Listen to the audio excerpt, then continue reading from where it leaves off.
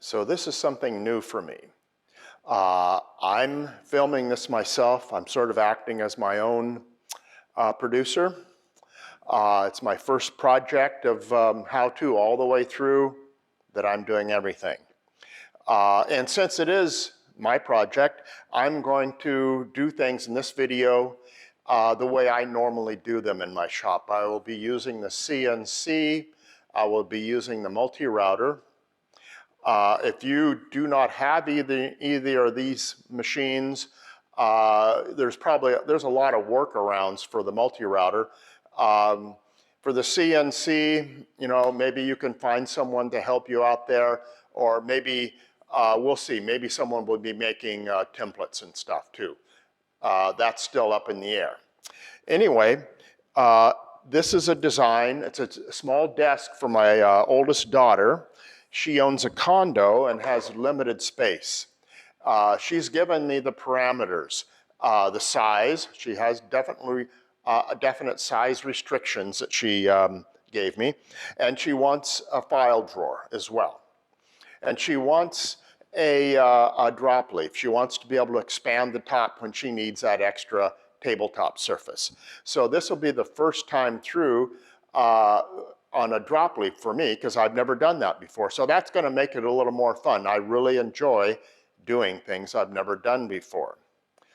Up to this point, this design has only existed in my mind as a fleeting image. It went from there to the computer screen to the printout. This is as close as I can get to putting my hands on something other than just raw materials. So this whole process of going from my mind, an idea, to something that's in front of me that I can interact with, that I can sit down at, so that I can see, I can touch, I can feel, that's really exciting for me. It never grows old, having something materialize in front of you that started out as just some fleeting image in your head. If you notice on the design here, it has this little wavy line right here. I'm calling this Nicole's wave desk. I like to put things like a wavy line or something unexpected in the design and have it interact with the parts. In this case, it's traversing through there into those two drawers on the drawer bank on the right side, and it defines the shape there. And the poles are defined by that gentle curve there as well. So anyway, let's get started and start making some furniture. So the first thing I want to do is I want to do some grain matching. I want to make sure that I have enough material to get good grain matches, so I want to do that now before I start using up the material for other things. We're going to start with the top here. I need to net out 22 wide and 61 1/4 long. I'm going to give myself a little extra to cut it down to that. But as you can see right here, this doesn't meet the 22 wide. It is, and let's see, 20. So I'm going to have to add something else. What I like to do is I like to match the grain as close as I can, as if it is one piece of wood. And most often there's a compromise involved. You can't always get quite that.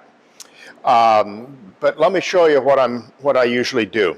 Right here I've got these two big boards, and I'm not sure if the camera's going to pick it up, but these cathedrals and wild grain right here, they don't match. There's all kinds of converging lines, so that usually doesn't work. Once in a while, you can match cathedrals if you get some kind of magic going, but it's pretty rare. What I like to do, the easy shot, is straight grain to straight grain. So let's start with that.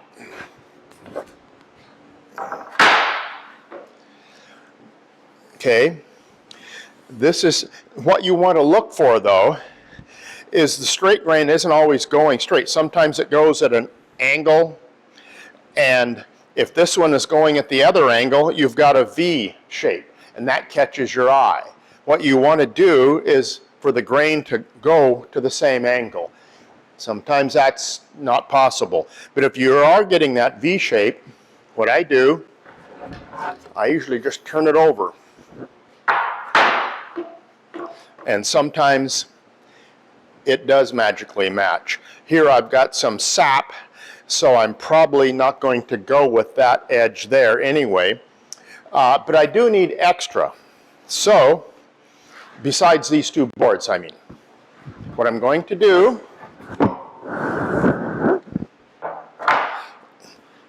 is I'm going to use this guy here. He's got a little bit of straight grain there. It's a slightly different color. Like I said, it's always a compromise. You're never, well, not ever. I've had magic happen and you get this fit that you just match that you think, wow, how did that come together? That's usually not the case. And that's not the case here. We have, it's not really converging. This is pretty good right here. Actually, this is good. So what I'll probably end up doing is I've got straight grain out to here. And so let's bring this guy over. I've got him elevated on these blocks here. So I can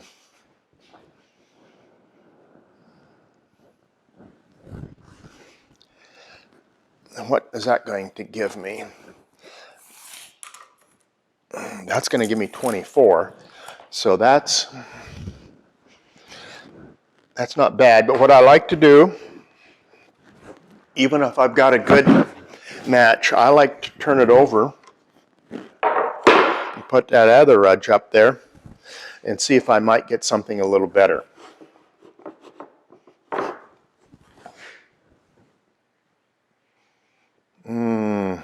I see. This is a difficult one. Right here, we have this stuff going here. Let me see how far I can go over and eliminate that. 23, I like to get at least 23 or 23 and a half.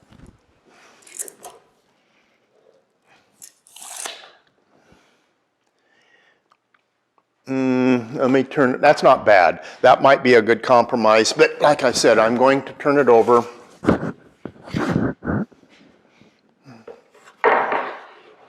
And we'll get back to 23 and a half or so.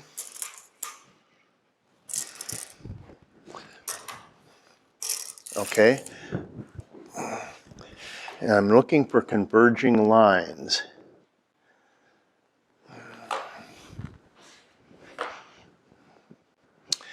I'm thinking the other way was better. I sometimes devote a lot of time to this. It pays in the long run to match the grain up, spend a little extra time to really think it through. And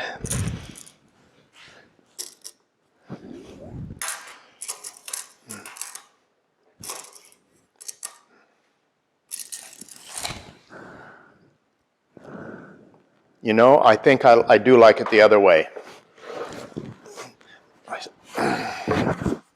Okay. I need to mark this up before I take it apart. Let me put it back to where it was at 23 and a half.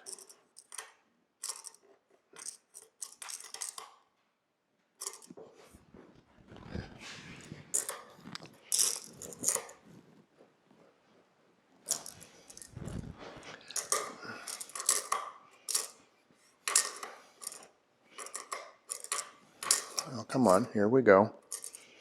A little more. There we are. Okay, let me get a pencil. I'm going to draw a line.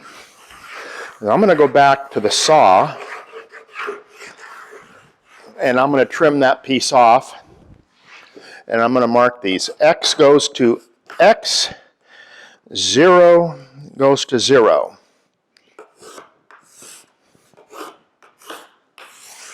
And that's how it's going to line up. I've done the triangle as well. So I'll go do that, and I'll come back and show you what I've got. So that centerpiece is a good match for grain. It's a little lighter in color. I think I might like that. Now, since this is my first time through with all the video stuff, I'm learning as I go, and I'm having a very hard time getting a good shot of the grain here. So I'm just going to, at this point, impose a still photo, as best I can, looking down on this to show you. The grain is kind of wild and crazy, so it really is kind of hard to pick up. If it was a simpler grain, I think the camera would pick it up better. But in any event, as you can see, now what I've got is I've got this area for the drawer bank ready to go. I'm going to cut that off right here, go back to the jointer, joint these edges, flatten everything, do the same to the top. And again, the reason I'm doing this is going to go back to my CNC machine, so these drawers would all get cut out right in sequence.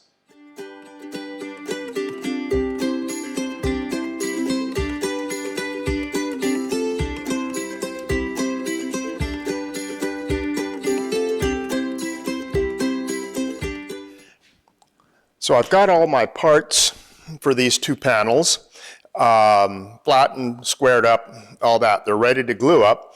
What I've also done, I'm not sure if you can see this in the video, but I've drawn a red line around the area on the drawer fronts where the actual parts will be about.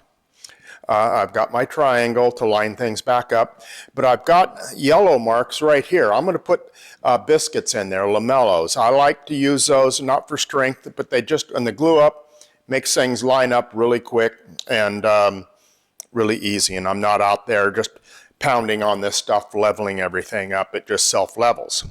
So let's take a look at the panel for the top.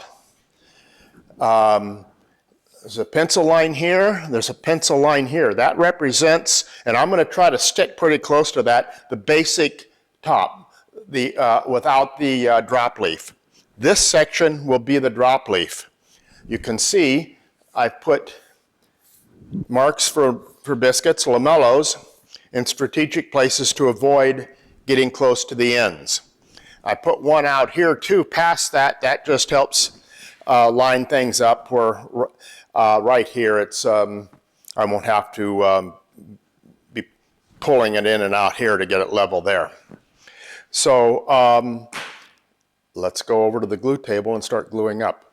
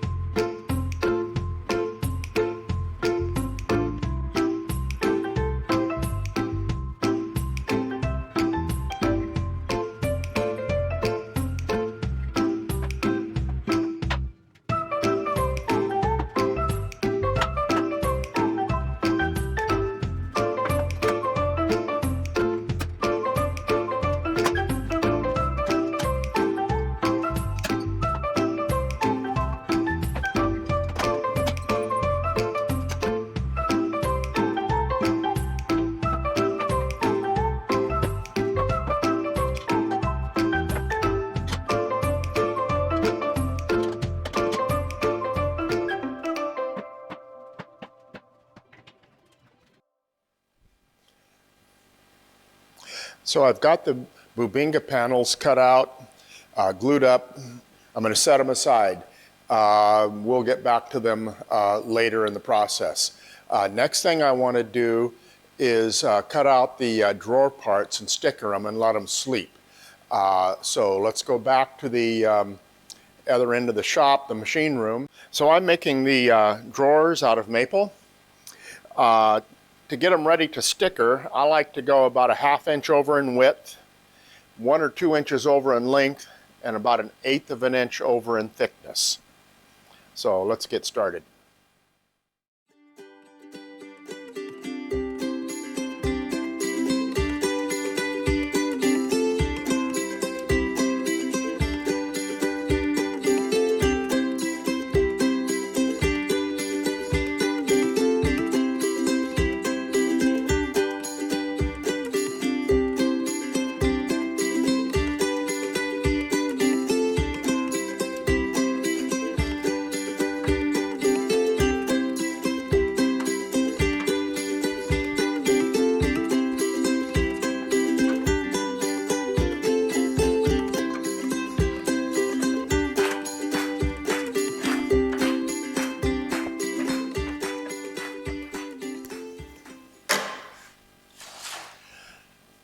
Okay, so we've got our drawer parts stickered. Next thing up, I'm going to make a mock-up for the drop leaf. So I've got the mock-up done of the drop leaf.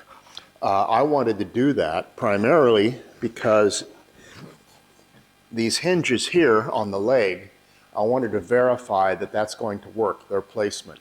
And this isn't my first time through on a drop leaf, and I just also wanted to just figure out how this worked, how the drop leaf itself worked. And I'm not going to go into detail right now about how it works, but at this point, if you want to do a mock-up, skip ahead to the part in the video where I do these things and then do your mock-up. Especially if you're using different hardware than I use, then you definitely want to do a mock-up unless you're very familiar with drop leaves.